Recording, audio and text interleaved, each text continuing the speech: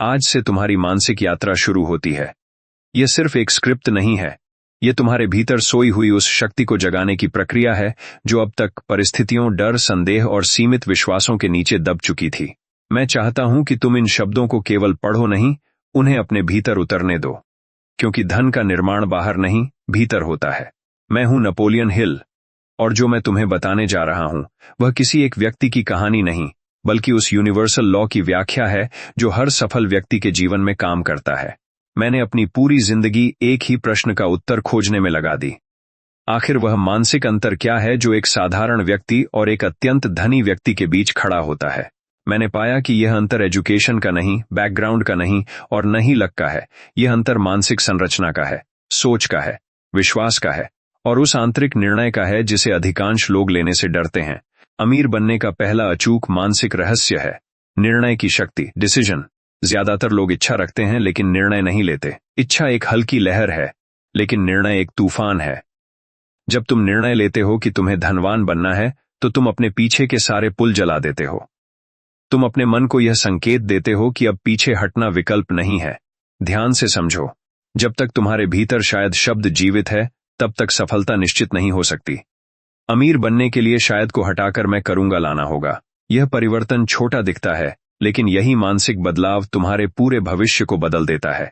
दूसरा रहस्य है मानसिक चित्रण की शक्ति, इमेजिनेशन। हर महान संपत्ति, हर उद्योग, हर ब्रेक थ्रू पहले किसी के दिमाग में एक विचार के रूप में जन्मा। वेल्थ क्रिएशन एक क्रिएटिव एक्ट है। तुम पहले अपने दिमाग में वह जीवन देखो जो तुम जीना चाहते हो, वह घर, वह लाइफस्टाइल, वह फाइनेंशियल फ्रीडम। लेकिन केवल देखना काफी नहीं है, तुम्हें उसे महसूस करना होगा। तुम्हें अपने नर्वस सिस्टम को यह विश्वास दिलाना होगा कि वह जीवन तुम्हारा है। जब तुम बार बार उस जीवन की कल्पना करते हो, तो तुम्हारा सबकॉन्शियस उसे ब्लूप्रिंट मान लेता है, और फिर तुम्हारा बिहेवियर, तुम्हारे डिसीजंस, तुम्हारी हैबिट्स उसी दिशा में अलाइन होने लगती हैं। ये कोई जादू नहीं है, ये मेंटल कंडीशनिंग है। तीसरा रहस्य है भावनात्मक ऊर्जा का नियंत्रण, इमोशन एनर्जी है। अगर तुम्हारी इमोशंस डर, ईर्ष्या, तुलना और चिंता में बंधी हैं, तो तुम्हारी मानसिक ऊर्जा कमजोर हो जाती है। लेकिन जब तुम अपनी इमोशंस को डिजायर, एंथुजियाज्म और कॉन्फिडेंस में बदलते हो, तो तुम्हारी पूरी पर्सनैलिटी मैग्नेट बन जाती है। मैंने देखा है कि जो व्यक्ति अपनी इमोशनल स्टेट को कंट्रोल करना सीख लेता है, वह परिस्थितियों का गुलाम नहीं रहता, वह परिस्थितियों का निर्माता बन जाता है। वेल्थ अट्रैक्ट करने के लिए इमोशनल स्टेबिलिटी जरूरी है। घबराहट और पैनिक डिसीजन मेकिंग को डिस्ट्रॉय कर देते हैं। काम सर्टेनिटी वेल्थ का साथी है। तीसरा रहस्य है भावनात्मक ऊर्जा का नियंत्रण, इमोशन एनर्जी है। अगर तुम्हारी इमोशंस डर, ईर्ष्या, तुलना और चिंता में बंधी हैं, तो तुम्हारी मानसिक ऊर्जा कमजोर हो जाती है। लेकिन जब तुम अपनी इमोशंस को डिजायर, एंथुजियाज्म और कॉन्फिडेंस में बदलते हो, तो तुम्हारी पूरी पर्सनैलिटी मैग्नेट बन जाती है।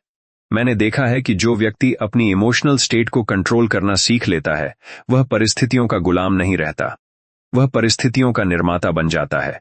वेल्थ अट्रैक्ट करने के लिए इमोशनल स्टेबिलिटी जरूरी है। घबराहट और पैनिक डिसीजन मेकिंग को डिस्ट्रॉय कर देते हैं। काम सर्टेनिटी वेल्थ का साथी है। अब चौथा रहस्य आत्मविश्वास का निर्माण।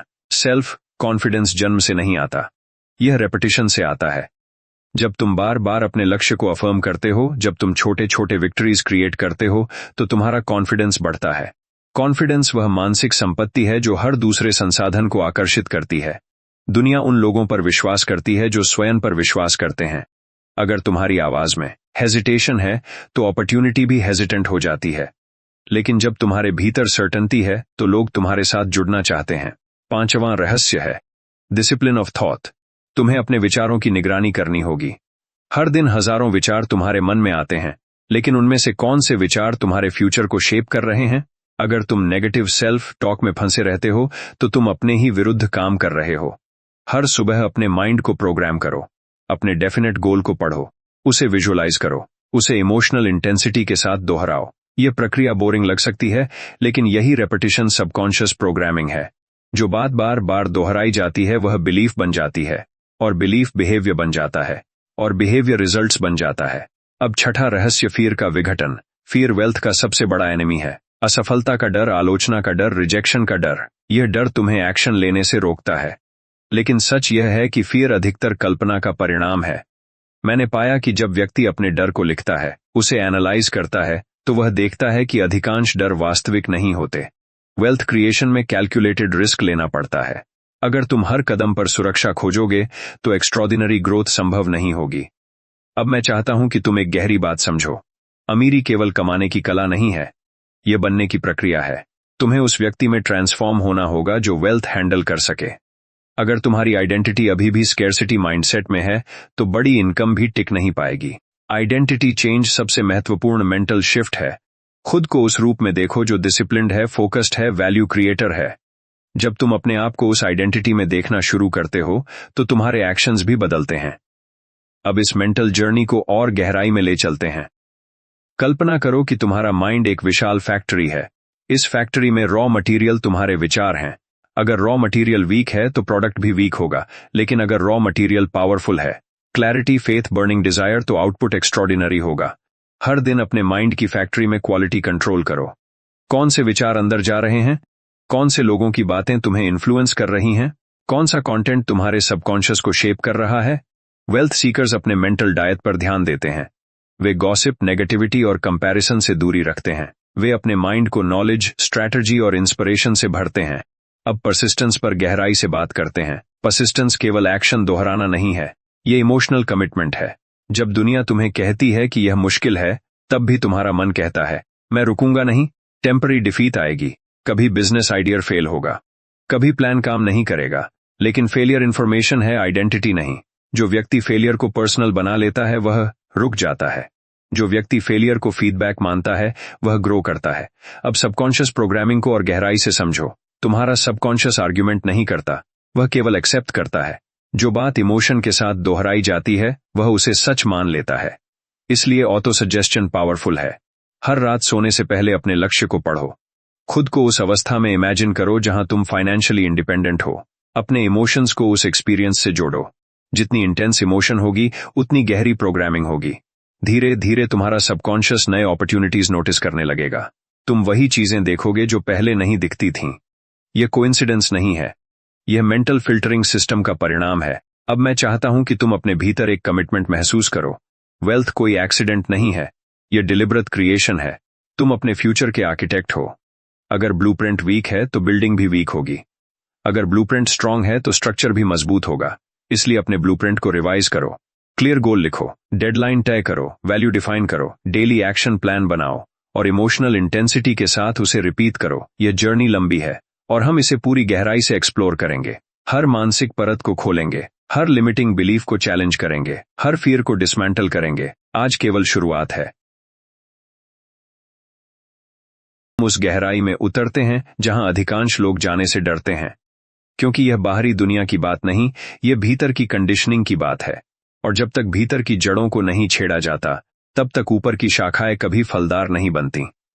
मैं फिर से तुम्हें याद दिलाता हूं, मैं हूं नेपोलियन हिल और मेरी पूरी खोज एक ही चीज पर केंद्रित रही, मानव मस्तिष्क की छुपी हुई शक्ति।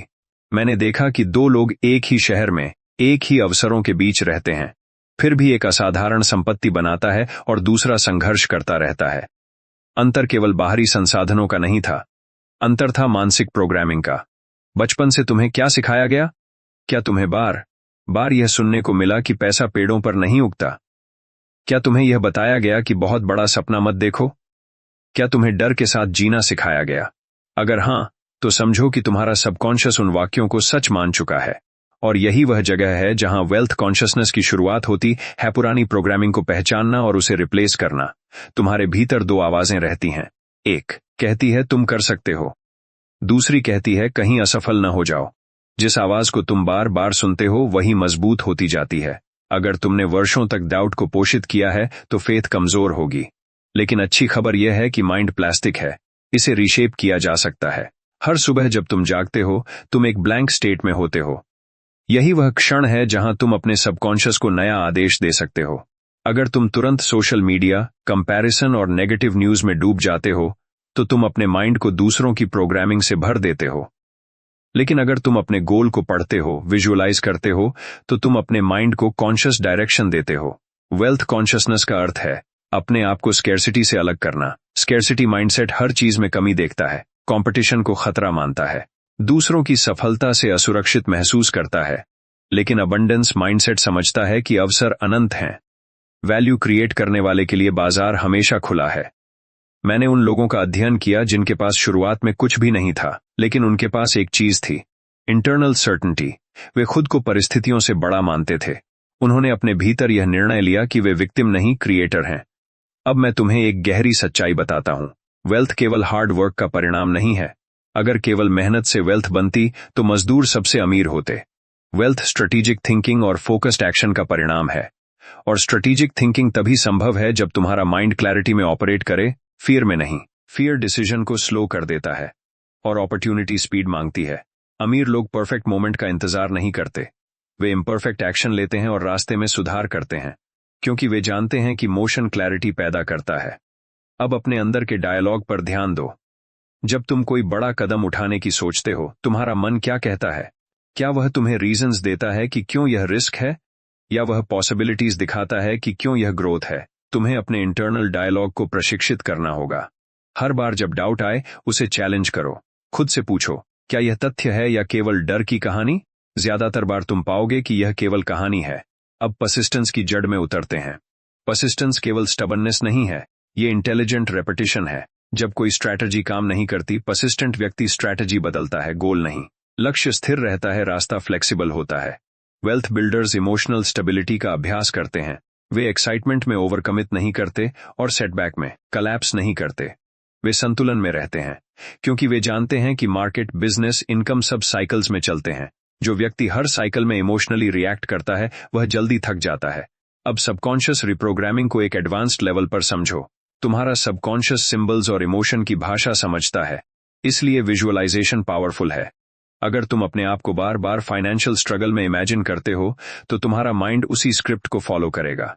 लेकिन अगर तुम खुद को कॉन्फिडेंटली डील्स करते हुए, इनकम रिसीव करते हुए, डिसिप्लिन्ड लाइफस्टाइल जीते हुए इमेजिन करते हो, तो तुम्हारा सबकॉन्शियस उसे नॉर्मल मानने लगेगा। नॉर्मैलिटी बहुत शक्तिशाली शब्द है। जो तुम्हारे लिए नॉर्मल है, वही तुम्हारा स्टैंडर्ड है। अगर तुम्हारे लिए मीडियोक्रिटी नॉर्मल है, तो एक्सेलेंस अनकंफर्टेबल लगेगा। लेकिन अगर तुम एक्सेलेंस को नॉर्मल बना देते हो, तो मीडियोक्रिटी असहज लगेगी। इसलिए अपने स्टैंडर्ड्स को कॉन्शियसली एलिवेट करो। अपने आप से पूछो, क्या मैं एवरेज सोच रहा हूं या एक्स्ट्रॉर्डिनरी? यह प्रश्न तुम्हें हर दिन ग्रो करने पर मजबूर करेगा। अब एक और गहरा मेंटल सेक्रेट, सेक्सुअल एनर्जी और क्रिएटिव एनर्जी का रूपांतरण। यह ऊर्जा केवल शारीरिक नहीं है, यह सबसे शक्तिशाली मोटिवेशनल फोर्स है। जो व्यक्ति इस ऊर्जा को डिस्ट्रैक्शन में वेस्ट करता है, वह कमजोर हो जाता है। जो इसे क्रिएटिविटी, एम्बिशन और पर्पस में चैनल करता है, वह मैग्नेटिक बन जाता है। वेल्थ क्रिएटर्स अपनी एनर्जी को गार्ड करते हैं। वे जानते हैं कि फोकस ही उनकी असली करेंसी है। अगर फोकस बिखर गया, तो वेल्थ भी बिखर जाएगी। अब एनवायरनमेंट की बात करें। तुम जिन 5 लोगों के बीच सबसे ज्यादा समय बिताते हो, उनकी एवरेज सोच तुम्हारी सोच बन जाती है। अगर वे कंप्लेन करते हैं, ब्लेम करते हैं, स्मॉल थिंकिंग में रहते हैं, तो तुम्हारा माइंड भी धीरे धीरे उसी पैटर्न में ढल जाएगा। इसलिए कॉन्शियसली अपना एनवायरनमेंट डिजाइन करो। बुक्स, मेंटोर्स, कॉन्वर्सेशंस, ये सब तुम्हारे मेंटल डाइट का हिस्सा है। अगर तुम अपने माइंड को हाई क्वालिटी इनपुट दोगे, तो आउटपुट भी हाई क्वालिटी होगा। अब आइडेंटिटी शिफ्ट को और मजबूत करते हैं। खुद को बार बार यह मत कहो कि मैं कोशिश कर रहा हूं, यह लैंग्वेज वीक है। कहो, मैं बन रहा हूं। कोशिश में डाउट है, बनने में सर्टेनिटी है। हर दिन अपने एक्शंस को उस आइडेंटिटी के साथ अलाइन करो जो वेल्थ अट्रैक्ट करती है। टाइम रिस्पेक्ट करो, डिसिप्लिन रखो, लर्निंग जारी रखो, रिस्क इवैल्यूएट करो, वैल्यू क्रिएट करो। ये हैबिट्स तुम्हारी फाइनेंशियल डेस्टिनी को रीशेप करेंगी। अब एक और गहरी बात, ग्रैटिट्यूड। ग्रैटिट्यूड केवल अच्छा महसूस करने का तरीका नहीं है, यह अबंडेंस का संकेत है। जब तुम पहले से मौजूद रिसोर्सेज के लिए थैंकफुल होते हो, तो तुम्हारा माइंड स्कैर्सिटी से हटकर अबंडेंस पर शिफ्ट करता है। और अबंडेंस माइंडसेट अपॉर्चुनिटीज को मैग्नेट की तरह खींचता है। लेकिन ग्रैटिट्यूड पैसिव नहीं होना चाहिए। ग्रैटिट्यूड के साथ एम्बिशन जोड़ो, संतुष्टि और हंगा का संतुलन बनाओ। जो है उसके लिए थैंकफुल रहो, और जो चाहिए उसके लिए फोकस्ड रहो। अब इमेजिन करो कि तुम्हारा फ्यूचर सेल्फ तुम्हारे सामने खड़ा है। वह फाइनेंशियली फ्री है, कॉन्फिडेंट है, बैलेंस्ड है। वह तुमसे क्या कहेगा? वह कहेगा, डरो मत, कंसिस्टेंट रहो, फोकस मत खो, हर सेटबैक को लेसन मानो। फ्यूचर सेल्फ की यह इमेज तुम्हें गाइड कर सकती है। जब भी कंफ्यूजन हो, खुद से पूछो, मेरा फ्यूचर वेल्थी वर्जन क्या निर्णय लेगा? और वही निर्णय लो। ये मेंटल प्रैक्टिस तुम्हें एवरेज रिएक्शन से ऊपर उठाएगी। अब वेल्थ क्रिएशन के स्पिरिचुअल डायमेंशन को समझो। जब तुम्हारा इंटेंशन केवल पैसा कमाना होता है, तो तुम्हारा फोकस नैरो हो जाता है। लेकिन जब तुम्हारा इंटेंशन वैल्यू क्रिएट करना होता है, प्रॉब्लम सॉल्व करना होता है, इम्पैक्ट बनाना होता है, तो पैसा नेचुरल बाय प्रोडक्ट बन जाता है। वैल्यू जितनी बड़ी, रिवॉर्ड उतना बड़ा। इसलिए अपने गोल को केवल पर्सनल लक्ष्य तक सीमित मत रखो, उसे इम्पैक्ट से जोड़ो। जब तुम्हारा पर्पस बड़ा होता है तो तुम्हारी एनर्जी मल्टीप्लाई हो जाती है। यह जर्नी अभी और गहरी जाएगी। अगले भाग में हम डिसीजन मेकिंग की साइकोलॉजी, रिस्क टॉलरेंस और वेल्थ हैबिट्स की माइक्रोस्कोपिक एनालिसिस करेंगे। हम समझेंगे कि कैसे daily routine long term Fortune को शेप करता है, और हम उस इनविजिबल लाइन को पहचानेंगे जहां एवरेज माइंडसेट खत्म होता है और मिलियनेयर माइंडसेट शुरू होता है। अभी तुम केवल वार्मिंग अप कर रहे हो।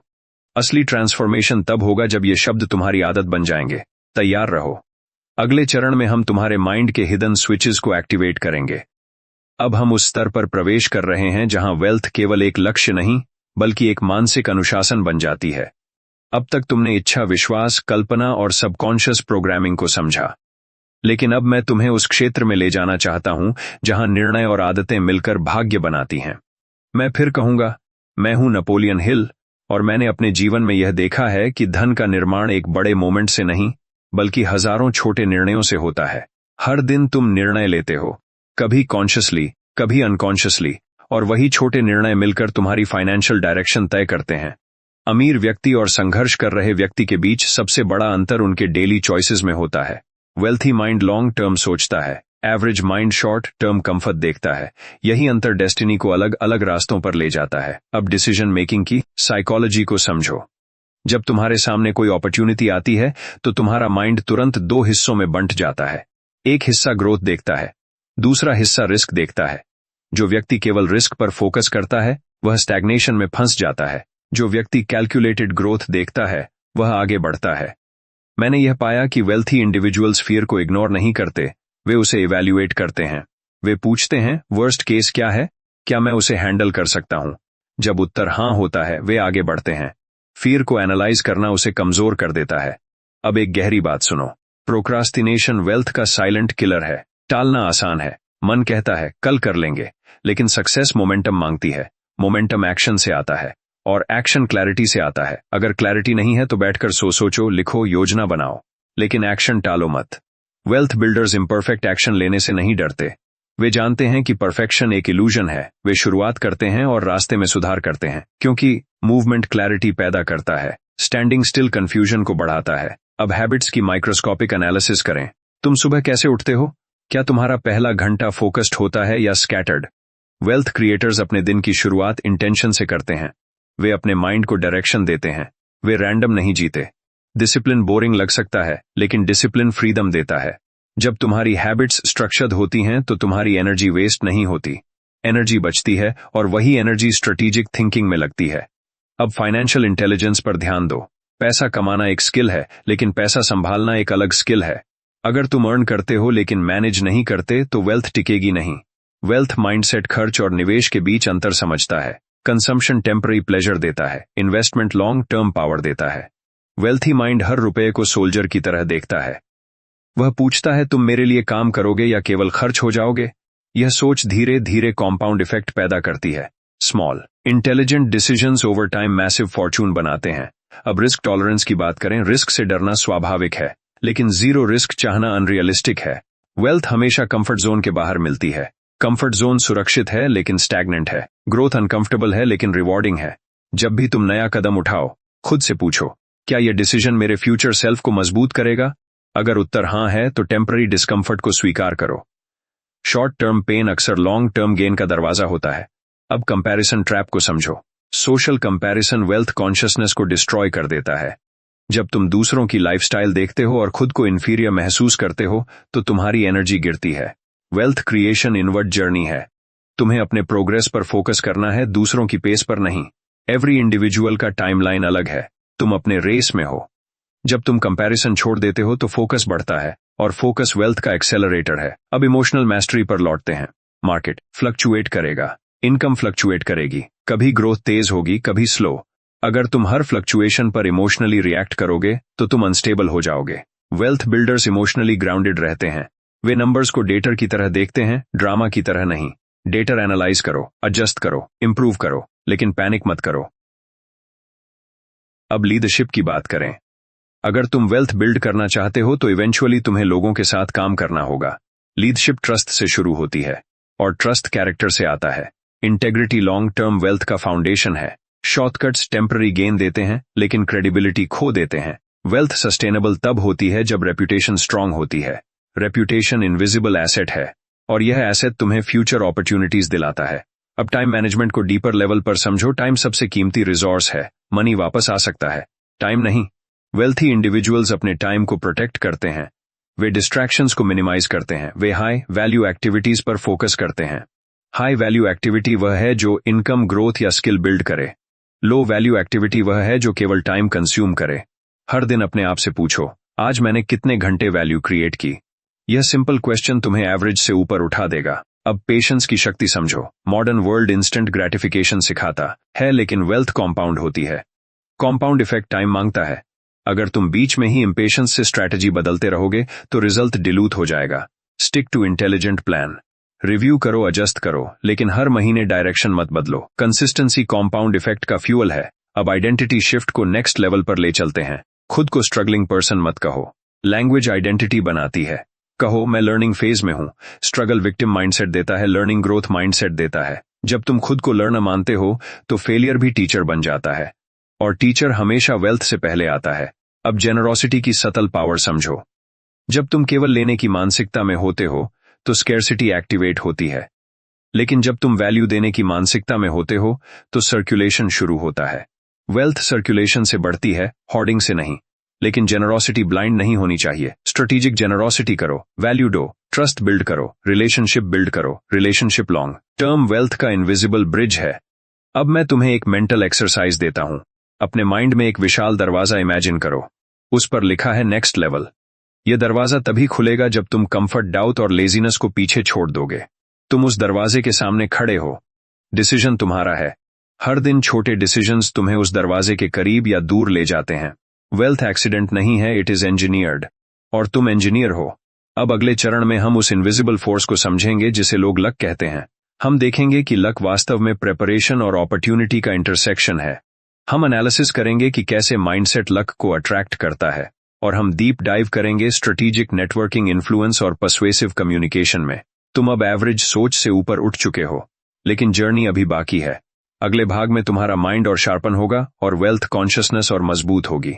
अब हम उस भ्रम को तोड़ते हैं जिसे दुनिया लक कहती है। अधिकतर लोग जब किसी को धनवान बनते देखते हैं तो कहते हैं उसकी किस्मत अच्छी थी।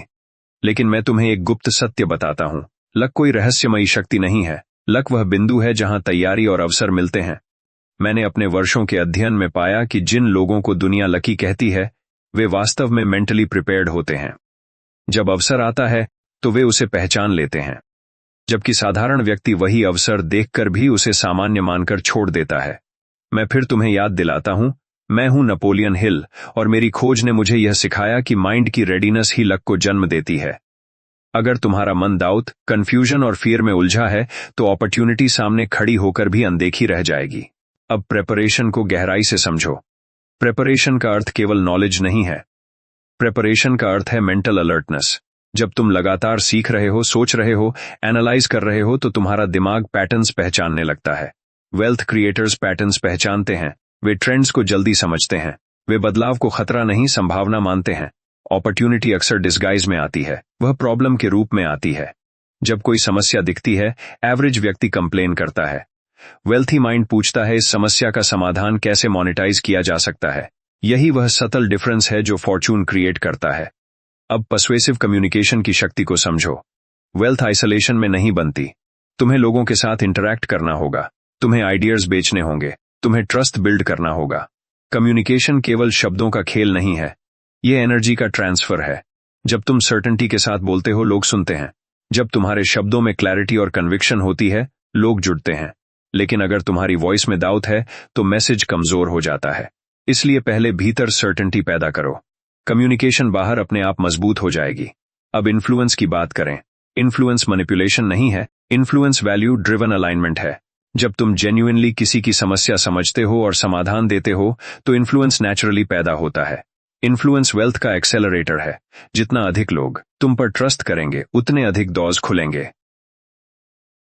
नेटवर्किंग का अर्थ केवल कॉन्टैक्ट्स जोड़ना नहीं है। नेटवर्किंग का अर्थ है मीनिंगफुल कनेक्शन। जब तुम रिलेशनशिप को ट्रांजैक्शन की तरह देखते हो, वह शैलो रहती है, लेकिन जब तुम रिलेशनशिप को लॉन्ग टर्म पार्टनरशिप की तरह देखते हो तो अपॉर्चुनिटी मल्टीप्लाई होती है।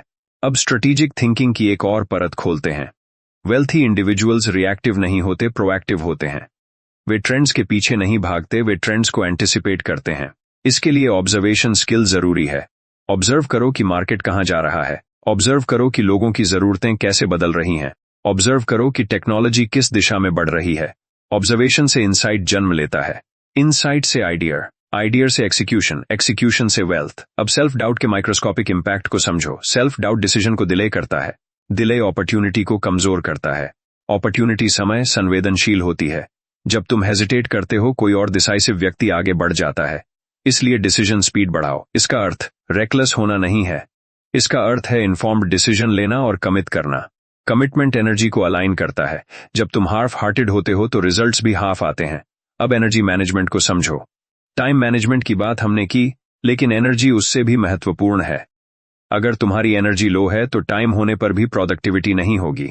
वेल्थ क्रिएटर्स अपनी फिजिकल, मेंटल और इमोशनल एनर्जी को गार्ड करते हैं। वे जानते हैं कि एग्जॉस्टेड माइंड पुअर डिसीजंस लेता है। रेस्ट, रिफ्लेक्शन और रिचार्ज लक्ष्यरी नहीं, नेसेसिटी हैं। बर्नआउट क्लैरिटी को डिस्ट्रॉय कर देता है। सस्टेनेबल सक्सेस बैलेंस्ड एनर्जी से आती है। अब विजन क्लैरिटी को नेक्स्ट लेवल पर ले चलते हैं। विजन स्टैटिक नहीं होती, विजन इवॉल्व होती है। हर लेवल पर तुम्हें अपनी विजन अपग्रेड करनी होगी। अगर तुम मिलियन लेवल पर सोच रहे हो और बिलियन अपॉर्चुनिटी सामने आए तो तुम्हारा माइंड उसे रिजेक्ट कर देगा, क्योंकि वह तुम्हारी करंट आइडेंटिटी से मैच नहीं करेगा। इसलिए आइडेंटिटी को एक्सपैंड करो, खुद को बिगर, इंपैक्ट के योग्य मानो। जब आइडेंटिटी एक्सपैंड होती है तो विजन भी एक्सपैंड होती है। अब सबकॉन्शियस ट्रिगर्स को समझो। तुम्हारे भीतर कुछ ट्रिगर्स हैं जो फियर एक्टिवेट करते हैं, कुछ ट्रिगर्स कॉन्फिडेंस एक्टिवेट करते हैं। आइडेंटिफाई करो कि कौन से एनवायरनमेंट्स तुम्हें वीक बनाते हैं और कौन से एनवायरनमेंट्स तुम्हें पावरफुल बनाते हैं। वीक ट्रिगर्स को मिनिमाइज करो, स्ट्रॉन्ग ट्रिगर्स को मैक्सिमाइज करो।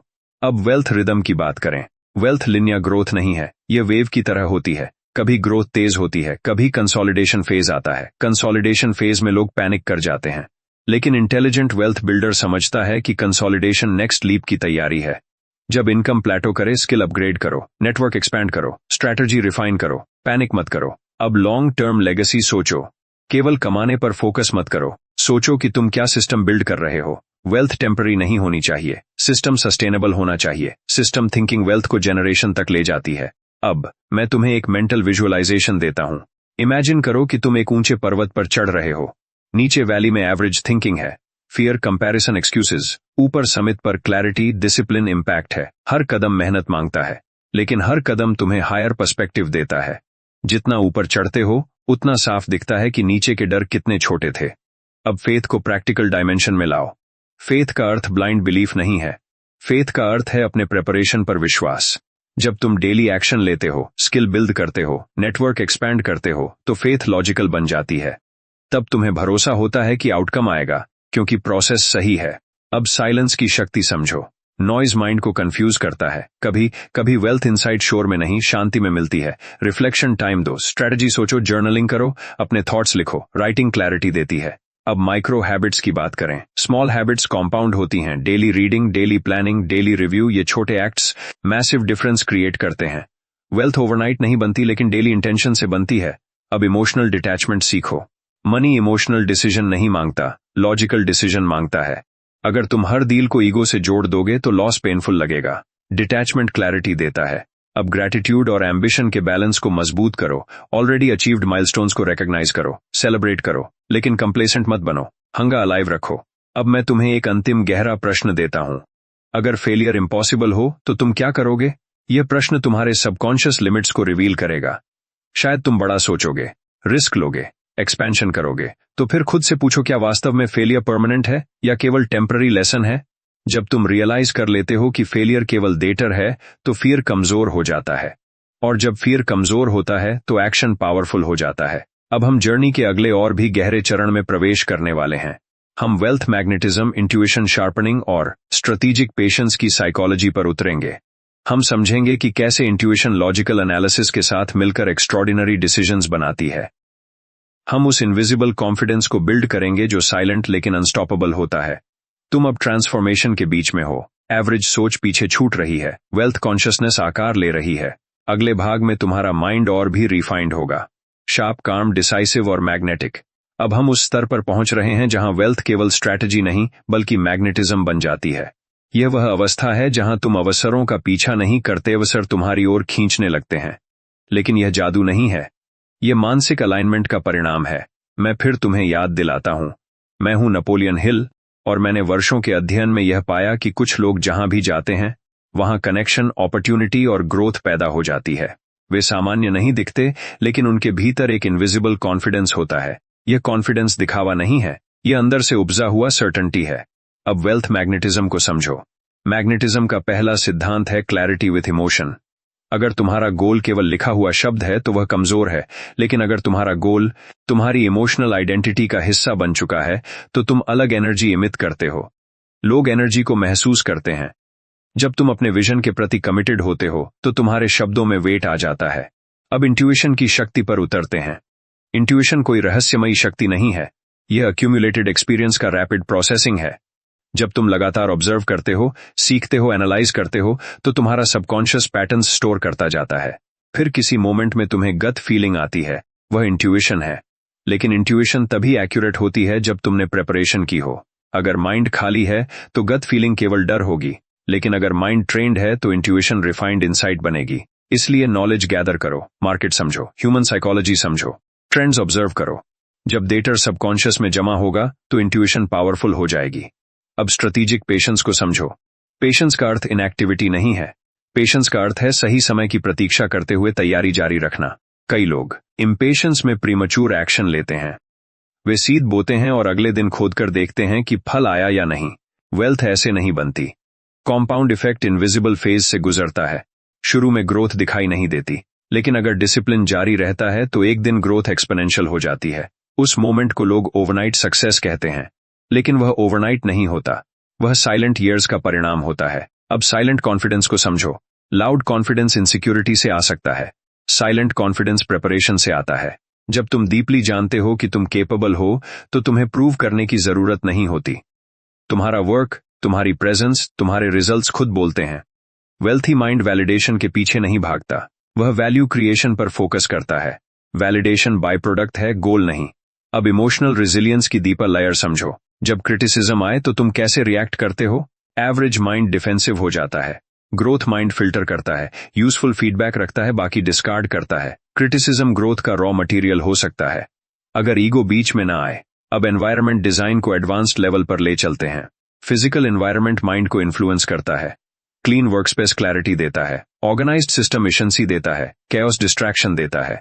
Wealth creators intentional space design करते हैं क्योंकि वे जानते हैं कि एनवायरनमेंट साइलेंट मेंटोर है। अब डिजिटल डिसिप्लिन पर ध्यान दो। मॉडर्न वर्ल्ड अटेंशन इकोनॉमी है।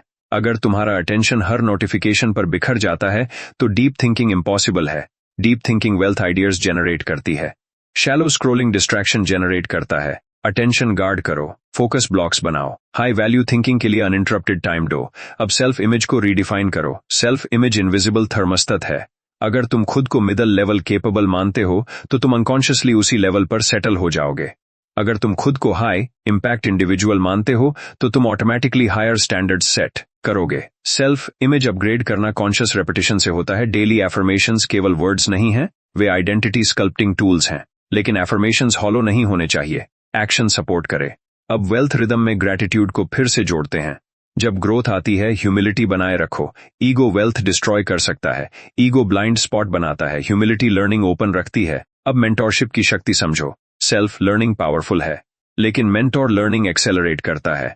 मेंटोर तुम्हें शॉर्टकट नहीं देता, वह तुम्हें मिस्टेक्स अवॉइड करने में मदद करता है। वह तुम्हें ब्लाइंड स्पॉट्स दिखाता है, लेकिन मेंटोर चुनते समय डिसर्नमेंट जरूरी है। सक्सेस लाउड दिख सकती है, लेकिन सब्सटेंस देखो, कैरेक्टर देखो, लॉन्ग टर्म ट्रैक रिकॉर्ड देखो। अब लॉन्ग टर्म विजन को 3 लेयर्स में सोचो। Personal growth, financial independence, system creation. अगर तुम केवल अर्निंग पर फोकस करते हो तो ग्रोथ लिमिटेड रहेगी। स्किल ग्रोथ अर्निंग इंक्रीज करेगी, सिस्टम क्रिएशन अर्निंग मल्टीप्लाई करेगी। सिस्टम सोचो, ऑटोमेशन सोचो, डेलीगेशन सोचो, स्केलेबिलिटी सोचो। यही डिफरेंस है वर्कर माइंडसेट और वेल्थ आर्किटेक्ट माइंडसेट में। अब फियर ऑफ एक्सपेंशन को समझो। कभी कभी जब ग्रोथ आती है तो व्यक्ति खुद सबरताज कर देता है, क्योंकि न्यू लेवल अनफर्मिलियर होता है। माइंड फर्मिलियरिटी चाहता है, इसलिए एक्सपेंशन अनकंफर्टेबल लगता है। जब ग्रोथ आए खुद को रिमाइंड करो, uncomfortable means evolving, old identity resist करेगी, न्यू आइडेंटिटी एम्ब्रेस करेगी, चूज कॉन्शियसली। अब लेगेसी कॉन्शियसनेस पर ध्यान दो। वेल्थ केवल तुम्हारे जीवन तक सीमित नहीं होनी चाहिए। इन्फ्लुएंस, नॉलेज, सिस्टम सब ट्रांसफरेबल एसेट्स हैं। सोचो कि तुम्हारा वर्क फ्यूचर में क्या इंपैक्ट छोड़ेगा। Legacy thinking short term temptation को कमजोर करती है। अब साइलेंस और सॉलिट्यूड को फिर से याद करो। रेगुलरली नॉइज से बाहर निकलो, रिफ्लेक्ट करो, रिव्यू करो, रिसेट करो। स्ट्रेटेजिक रिट्रीट क्लैरिटी देता है। अब फाइनल लेयर इनर अलाइनमेंट। जब तुम्हारे थॉट्स, इमोशंस और एक्शंस अलाइन होते हैं तब फ्रिक्शन कम हो जाता है। फ्रिक्शन कम होगा तो स्पीड बढ़ेगी। अलाइनमेंट डेली डिसिप्लिन से आता है। अगर तुम क्लैरिटी चाहते हो तो गोल लिखो। अगर कॉन्फिडेंस चाहते हो तो प्रेपरेशन करो। अगर मैग्नेटिज्म चाहते हो तो ऑथेंटिसिटी रखो। अगर वेल्थ चाहते हो तो वैल्यू मल्टीप्लाई करो। अब खुद से एक कमिटमेंट लो। तुम एवरेज रिएक्शन नहीं चुनोगे, तुम कॉन्शियस डिसीजन चुनोगे। तुम फियर ड्रिवन डिले नहीं चुनोगे, तुम कैलकुलेटेड एक्शन चुनोगे। तुम डिस्ट्रैक्शन नहीं चुनोगे, तुम डीप फोकस चुनोगे। याद रखो, वेल्थ किसी एक बिग ब्रेक का परिणाम नहीं है, यह थाउजेंड्स ऑफ अलाइंड थॉट्स और डिसिप्लिन्ड एक्शंस का परिणाम है। अब हमारी यात्रा अगले चरण में प्रवेश करेगी जहां हम वेल्थ कॉन्शियसनेस को परमानेंट स्टेट में बदलेंगे। हम डेली रिचुअल डिजाइन करेंगे, मेंटल ऑडिट सिस्टम बनाएंगे और उस इनर कॉन्ट्रैक्ट को लिखेंगे जो तुम्हें ऑर्डिनरी से परमानेंटली अलग कर देगा। तुम अब हार्फवे नहीं हो, तुम ट्रांसफॉर्मेशन जोन में हो। अगले भाग में तुम्हारा माइंड स्टील की तरह मजबूत और क्रिस्टल की तरह क्लियर बनेगा। अब समय है इस यात्रा को स्थायी रूप देने का। अब तक हमने इच्छा को जलाया, विश्वास को मजबूत किया, सबकॉन्शियस को रिप्रोग्राम किया, डिसिप्लिन और स्ट्रैटेजी को शार्पन किया। लेकिन जब तक यह सब एक दैनिक प्रणाली में नहीं ढलता तब तक परिवर्तन स्थायी नहीं होता। वेल्थ कॉन्शियसनेस कोई टेम्पररी एक्साइटमेंट नहीं है, ये एक स्ट्रक्चर्ड मेंटल लाइफस्टाइल है। मैं फिर तुम्हें याद दिलाता हूं, मैं हूं नेपोलियन हिल और मैंने पाया कि असली अमीरी उन लोगों के पास टिकती है जिन्होंने अपने मन के साथ एक रिटन कॉन्ट्रैक्ट बनाया है, एक आंतरिक अनुबंध। बिना कॉन्ट्रैक्ट के लक्ष्य केवल इच्छा रह जाते हैं। अब हम डेली रिचुअल डिजाइन करते हैं। सुबह का पहला घंटा तुम्हारी फाइनेंशियल डेस्टिनी तय कर सकता है। जब तुम जागते हो तुम्हारा सबकॉन्शियस रिसेप्टिव स्टेट में होता है। यह वह समय है जब तुम अपने माइंड को कमांड दे सकते हो। बिस्तर से उठने से पहले अपने डेफिनेट गोल को याद करो, उसे महसूस करो। यह मैकेनिकल रेपिटेशन नहीं होना चाहिए, इमोशन जोड़ो। खुद को उस अवस्था में इमेजिन करो जहां तुम्हारा लक्ष्य पूरा हो चुका है।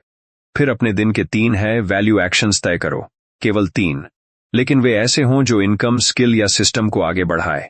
फोकस स्कैटर्ड नहीं होना चाहिए, कॉन्सेंट्रेटेड होना चाहिए। अब मेंटल ऑडिट सिस्टम बनाओ।